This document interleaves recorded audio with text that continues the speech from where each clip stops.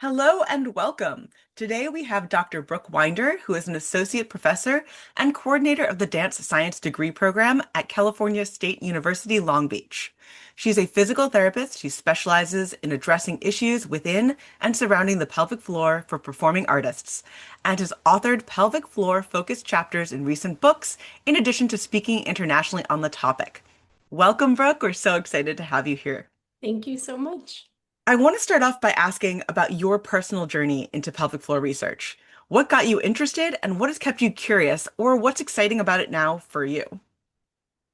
So, I would say that my first inspiration for this journey was really a personal story. So, I grew up dancing. I was also a competitive gymnast. And when I hit adolescence, when I was training really hard, early adolescence, I experienced pelvic floor issues.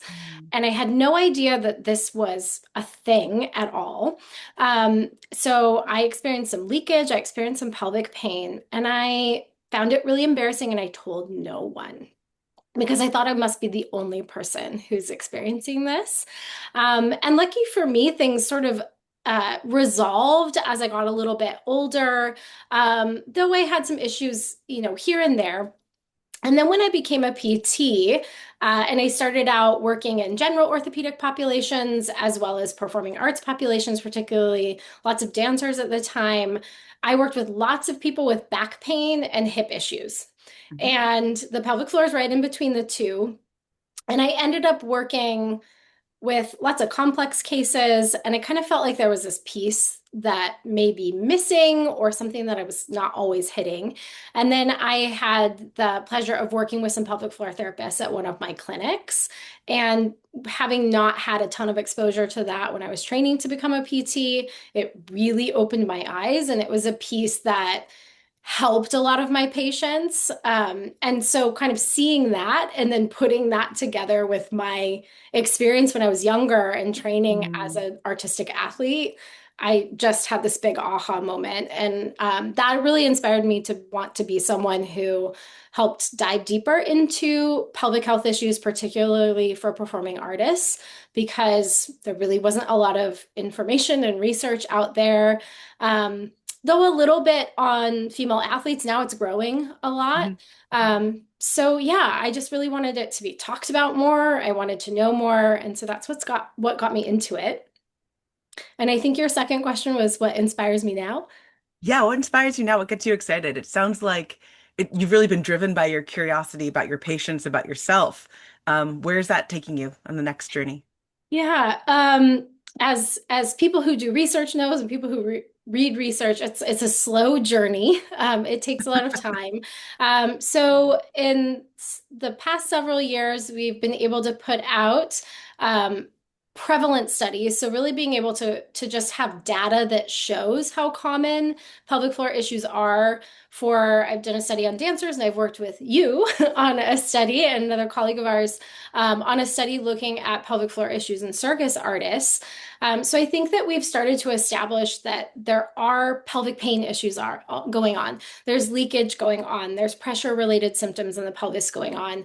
But what I think we are at right now is we have lots of maybe theories that are founded in clinical observation that lots and lots of people who are treating these athletes see. But factors like hypermobility, factors like load and periodization, factors like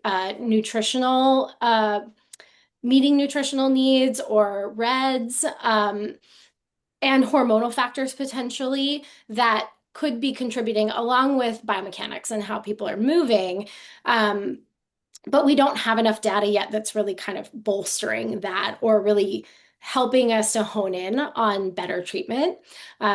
So that's what I'm really curious about going to next. And I think the other thing that keeps me really inspired is it's a really awesome way to be involved in the pelvic floor world and in the performing arts world. And I think the clinicians and the researchers in both of those worlds are the coolest people. So it's also a really awesome way to work with some really amazing, smart, um, just really inspired people as well.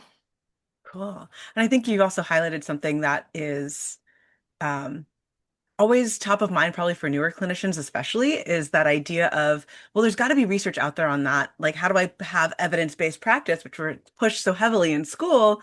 And Right. sometimes it's the clinicians are actually ahead of the research, and we're trying to find the Totally. research that explains what we're seeing clinically. So that's just a really cool Exactly. point that you brought up Mhm.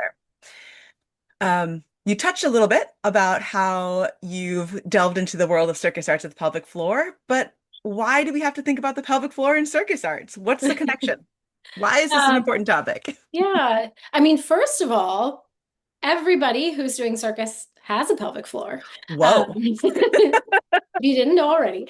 But one of the things kind of going along with that research is that we've seen that really active populations, people who are high level athletes, may actually present with more pelvic floor issues. And pelvic floor issues typically would include things like leaking urine, things like pelvic pain, pain with sex, having painful periods can be part of that, or pressure symptoms within the pelvis.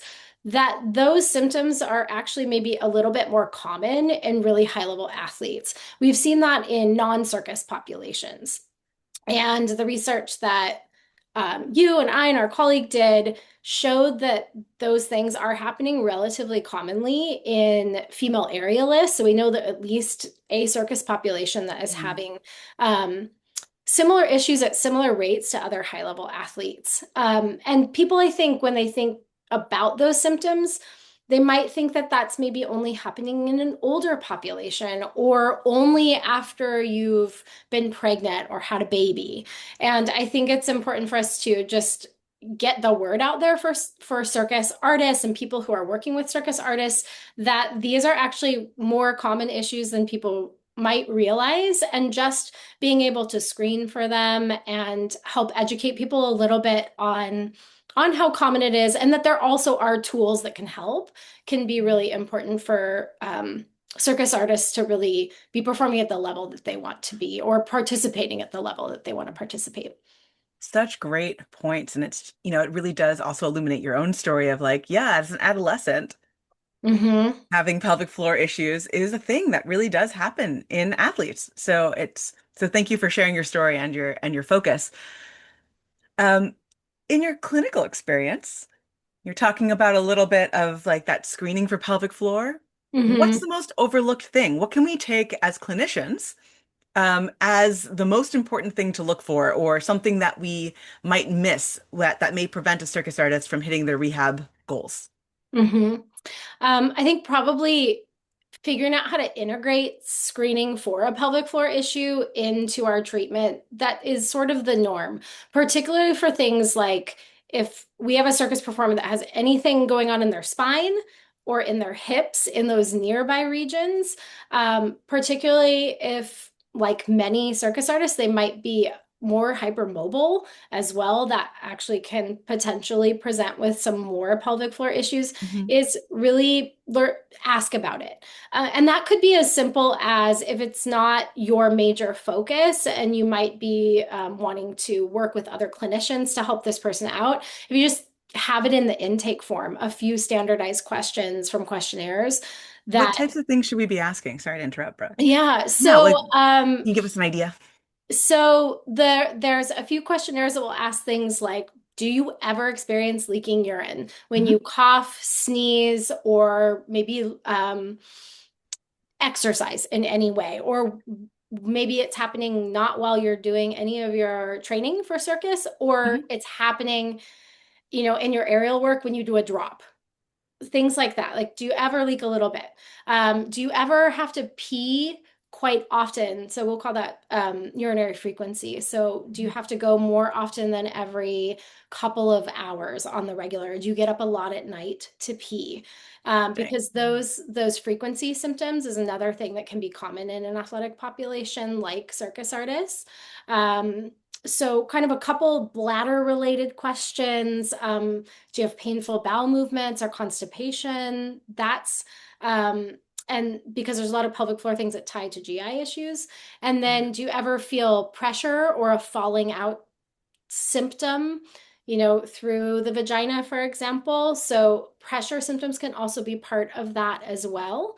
And then if they're sexually active, they have pain with sex, or if they're not, and it relates to them, do they have painful tampon insertion, or have they ever had a painful, exam with a physician? It's really Painful interesting. periods too. Oh, painful periods too, yeah. It's really interesting because I know a lot of these topics are taboo, and even as healthcare providers, it's sometimes hard to ask those questions. So I love the idea of being able to include it on an intake form so the patient doesn't have to possibly reveal something that they may be as uncomfortable talking about. But if you recognize it as a thing and bring it up as a clinician, you might be able to open that door a little bit for them too. So Yeah. it's hard on both sides, I think, as the patient Oh, yeah. and as the clinician sometimes. So I love the idea of starting the conversation in a more almost benign way if that's not what they're coming Yeah. in for and they don't know that they're going to have that conversation. Yeah. And I think if they've maybe seen it on the questionnaire, then it's not surprising them Right. if you Nice. start to talk about it and and really framing it as, a lot of people who are dealing with back pain, this is actually a really common set of symptoms. Or if you have pain in your tailbone, we also ask these Nice. other questions because it could be related to some of the muscles in the region that's nearby. Yeah, Um, so normalizing the mhm. conversation and making it part of the intake exam. I love it. Thanks. All right, so next question. Switching gears a little bit and a little bit of focus. If we think about artists or coaches in particular who might be listening, what's something that they can take away from from your work and your experience that might improve their practice or their teaching? I think, I think considering the athlete artist in front of you when it comes to their breathing or their holding patterns or the way that they use their core. One of the things that I think can be common, particularly in really high achieving performers, is if they are thinking about having a strong center or a strong core, that sometimes that can give the impression that they're supposed to be pulling up in their pelvis and pulling their belly in activities that really aren't at even as high level because they're really trying to be so great at their movement.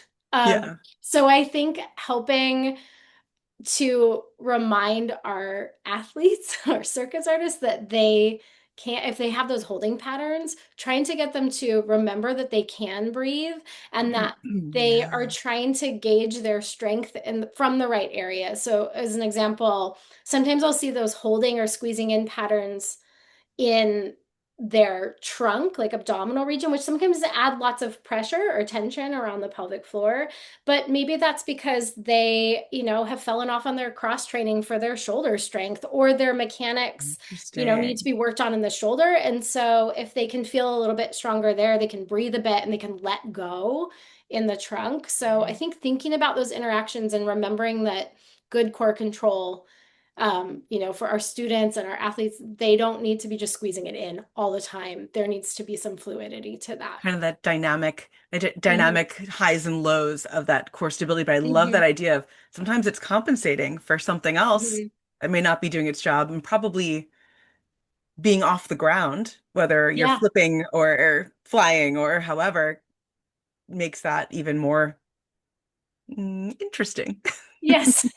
And I think, as much as one can play with things like timing of the breath while you're also flipping through the air, granted, and trying to do, safe techniques and strong techniques, some things like sometimes it's something simple that can actually change symptoms for someone when it comes to, say, leaking, that maybe timing their breath a little different and Yeah. changing their holding pattern a little bit can be a really nice experiment that a lot of coaches can help people explore.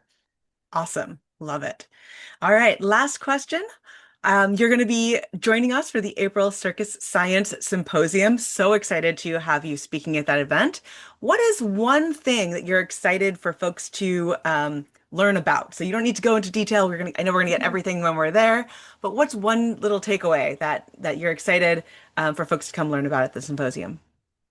I would say kind of the big theme is understanding hypermobility and conditions related or wrapped in hypermobility for some of our artists and how that interplays with pelvic floor symptoms and how we might help circus artists to manage those symptoms when it relates to hypermobility. Awesome. Awesome. I'm so looking forward to that talk. So thank you so much, Brooke, for being here and chatting with me today. I'm sure we've all learned at least a little something and some really great pearls and takeaways. So thank you so much. Thank you.